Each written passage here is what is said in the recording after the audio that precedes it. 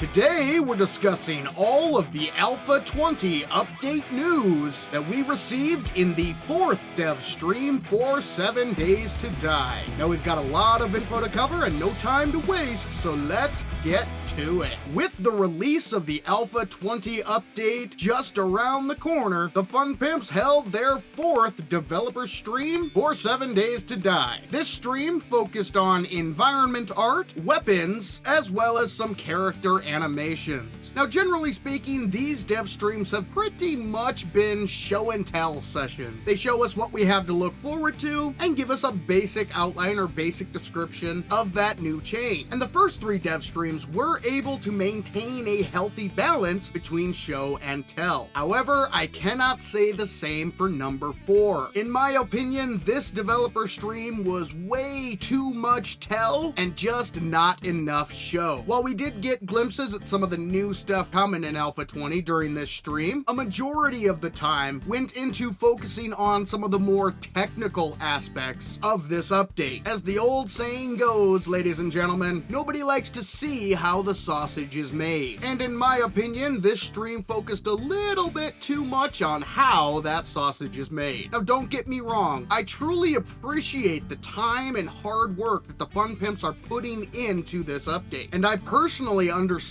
how complicated it is to make even the smallest changes. And honestly, I think that is why they focused on the technical areas in this stream. The Fun Pimps for years have gotten a bad rap. They are constantly receiving criticism about how long it takes them to release a new alpha. And I think this was the Fun Pimps way of explaining why these updates take as long as they do. Because it is very complicated, very time consuming, very hard work to make these changes. And for the longest time in the company's history, they had a very small development team. Now, recently their team has expanded, which has allowed them to make such amazing changes as we have seen over this series of developer streams. And I can understand the desire to answer some of the questions and accusations leveled in criticisms over the years. However, I would have to say that for the vast majority of 7 Days to Die players, this stream went way too far into the weeds with regards to technical details.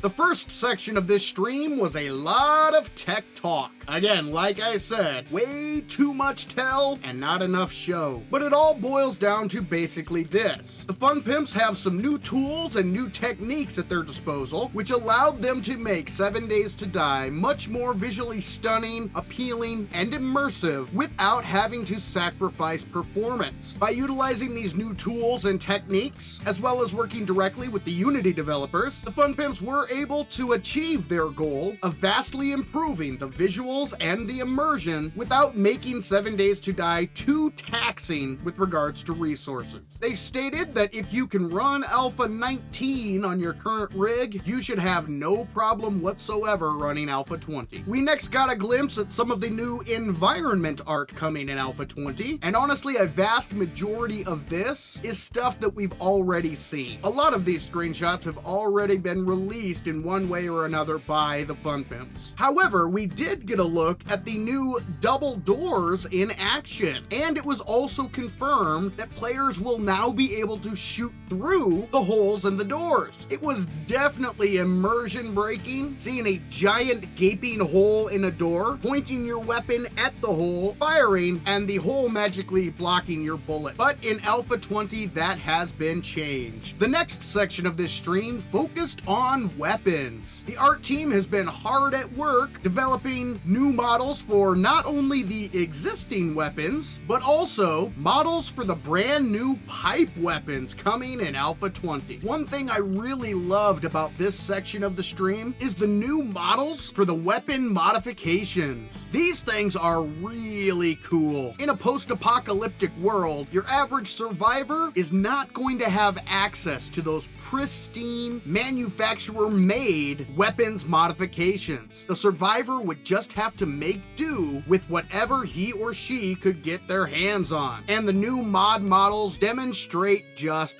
that. These modifications are definitely the MacGyver-style mods that you would expect in a post-apocalyptic world. And from here, we moved on to some new character character animations. Now this is probably my favorite part of this stream. We got to see some of the new character animations, such as the handling and reloading of the new pipe weapons, as well as a third-person view that showed a much more realistic weapons handling animation. This section honestly was pretty darn cool. But if I'm being completely honest, ladies and gentlemen, this stream was by far my least favorite stream in the Alpha 20 series so far. It was just way too much tell and not enough show. But that is just one man's opinion. I'm sure there are several people out there who appreciated all of the technical details and explanations on how they achieved what they achieved. But for me personally, it was just a little too much. But again, I want to say thank you to the Fun Pimps for all of the amazing work that you are putting into Alpha 20. Even though the tech talk in this stream was a little bit overkill for me personally, I absolutely appreciate the time, hard work, and attention to detail that you all are putting into this update. So once again, thank you very much. Now, if you'd like to catch up on all of the Alpha 20 update news that we have learned so far, check out my Alpha 20 updates playlist by clicking the box in the top right corner of the screen. But for now, this is Saven saying thank you, ladies and gentlemen, and we'll catch you in the next one.